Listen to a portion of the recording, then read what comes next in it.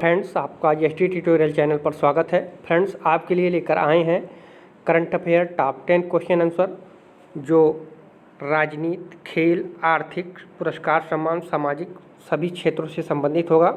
ये इसका 5वां पार्ट होगा। इसके पहले का वीडियो प्लेलिस्ट में आप लोग जा कर के देख सकते हैं, जो आपके आने वाले हर एग्जाम के लिए अति महत्वपूर्ण है। तो इस वीडियो को शुरू से लेकर अंत तक जरूर देखिएगा और इन्हें याद कर लीजिएगा। तो चलिए वीडियो को शुरू करते हैं। आज का पहला प्रश्न है, किस संस्थान ने वर्ष 2020 को year of nurse and midwife घोषित किया है? ऑप्शन नंबर ए है WHO, बी है ILO, सी है यूनिसेफ, डी है यूनेस्को। तो कौन सा ऑप्शन सही हो जाएगा? तो सही उत्तर हो जाएगा आपका ऑप्शन नंबर ए। ठीक है, WHO ने जो है 2020 को year of nurse and midwife घोषित किया है। और WHO का फुल फॉर्म क्या हो जाता है? World health organisation. ठीक है, वर्ल्ड हेल्थ ऑर्गेनाइजेशन। इसकी स्थापना जो है 7 अप्रैल 1948 को हुआ था। ठीक है, इसको भी याद रखिएगा आप लोग। इसकी स्थापना जो है 7 अप्रैल 1948 को हुआ था। और इसका मुख्यालय जो है वो जेनेवा, स्विट्जरलैंड में है। ठीक है, और इसके अध्यक्ष जो हैं टेड्रोस एड्रोनो। ठीक है, इसके अध्यक्ष जो हैं टेड्रोस एड्रोनो। ठीक है, अगला प्रश्न देखते हैं। दूसरा प्रश्न है, इसरो ने अंतरिक्ष में भेजे जाने वाले हाल्फ ह्यूमनॉइड रोबोट का क्या नाम रखा है? ऑप्शन नंबर ए है चंद्रयान 2, बी है व्योम मित्र, सी है दुग्ध मेखला, डी है N-15। तो कौन सा ऑप्शन सही हो जाएगा? तो सही उत्तर हो जाएगा आपका ऑप्शन नंबर बी। ठीक है, व्योम मित्र। ठीक है, यह मानव की तरह ही दिखता है और उसी की तरह व्यवहार करने में जो है ये सक्षम है। ठीक है, हाल्फ ह्यूमनॉइड रोबोट जो है ये इसरो द्वारा अंतरिक्ष में भेजा गया है। जो इसरो जो है भारत की एक स्पेस एजेंसी है और इसका फुल फॉर्म हो जाएगा इसरो का इंडियन स्पेस रिसर्च ऑर्गेनाइजेशन। ठीक है, इस इंडियन स्पेस रिसर्च ऑर्गेनाइजेशन भारतीय अंतरिक्ष अनुसंधान संगठन। ठीक है, भारतीय अंतरिक्ष अनुसंधान संगठन। इसका मुख्यालय जो है वो बेंगलुरु के शहर में है। ठीक है, जो बेंगलुरु जो कर्नाटक राज्य में है। ठीक है, इसकी स्थापना जो है 15 अगस्त, ठीक है, 15 अगस्त 1969 में हुआ था, 1969 में। ठीक है, इसकी जो है स्थापना किया गया था और इसके संस्थापक जो थे विक्रम साराभाई थे। ठीक है, और वर्तमान में इसके जो अध्यक्ष हैं K. Sivan हैं। ठीक है, वर्तमान में अध्यक्ष जो हैं K. Sivan हैं। और भारत में वर्तमान में अंतरिक्ष मंत्रालय किसके पास है? तो वो प्रधानमंत्री के पास है। अगर पूछेगा प्रश्न में कि जो अंतरिक्ष मंत्रालय है वो किसके पास है, तो भारतीय प्रधानमंत्री नरेंद्र मोदी के पास है। ठीक है, अगला प्रश्न देखते हैं। तीसरा प्रश्न है, हाल ही में किस सरकार के द्वारा भारत में पहली ई लोक अदालत का आयोजन किया गया? ऑप्शन नंबर ए है छत्तीसगढ़, बी है उत्तराखंड, सी है बिहार, डी है मध्य प्रदेश। तो कौन सा ऑप्शन सही हो जाएगा? तो सही उत्तर हो जाएगा आपका ऑप्शन नंबर ए। ठीक है, छत्तीसगढ़ सरकार ने।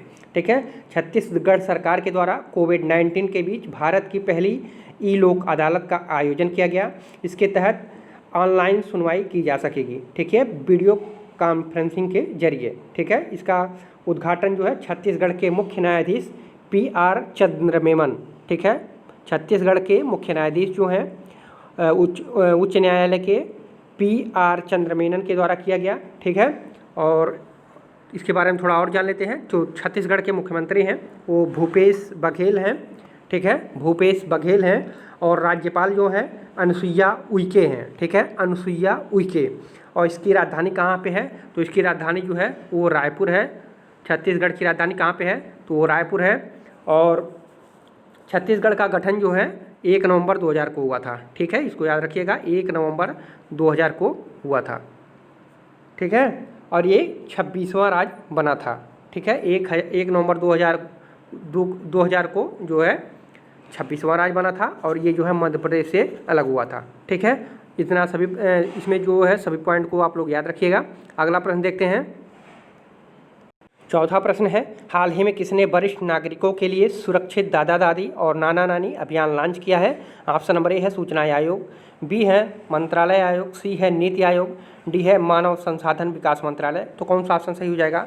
तो सही उत्तर हो जाएगा आपका ऑप्शन नंबर सी। ठीक है, नीति आयोग द्वारा जो है हाल ही में वरिष्ठ नागरिकों के लिए जो है सुरक्षित दादा दादी और नाना नानी अभियान लॉन्च किया है। ठीक है, देश के 28 महत्वाकांक्षी जिलों में चलाए जा रहे सुरक्षित दादा दादी नाना नानी अभियान के तहत आने वाली शिकायतों में से जो है 77% का समाधान कर दिया गया है। योजना के तहत जो है 3.5 लाख से ज़्यादा बुजुर्गों की मदद की गई है।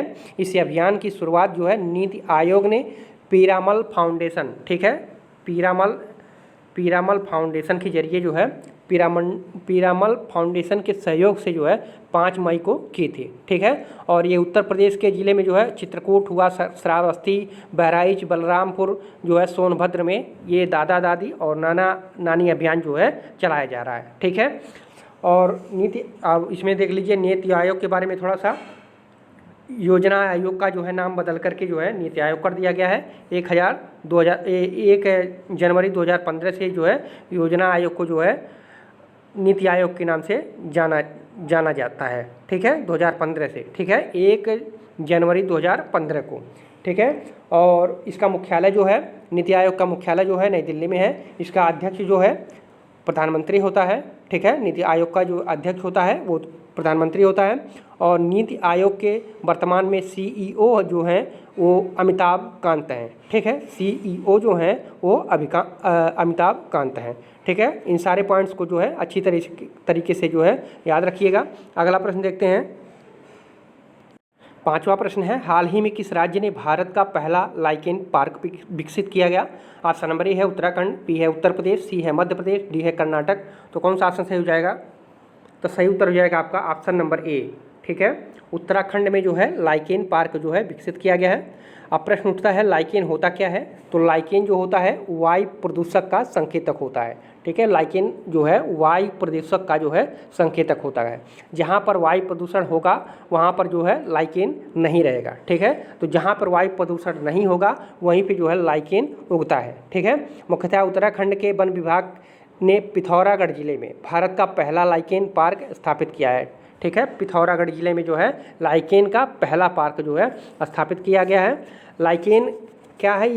यह जो है एक प्रकार का वनस्पति है। ठीक है, ऐसी छोटी छोटी दीवारों पे, पेड़ों पे इस तरह से पत्तियां होती हैं, ऐसे करके हरा हरा जो काई बारिश होने पे होता है तो उग जाते हैं, तो वही लाइकेन जो है वही लाइकेन होती है। ठीक है, और ये कई कलर में होती है, पीला कलर में भी होती है जो है, और चट्टानों पे, दीवारों पे, पेड़ों पे सभी जगह जो है पनपती हैं। ऐसी छोटी छोटी ही पत्तियां चौड़ी चौड़ी होती हैं। ठीक है, इस तरह से करके, और पीली और हरा मतलब कई कलर में जो है ये होती है। ठीक है, इसको याद रखिएगा। और उत्तराखंड का राजधानी जो है देहरादून है।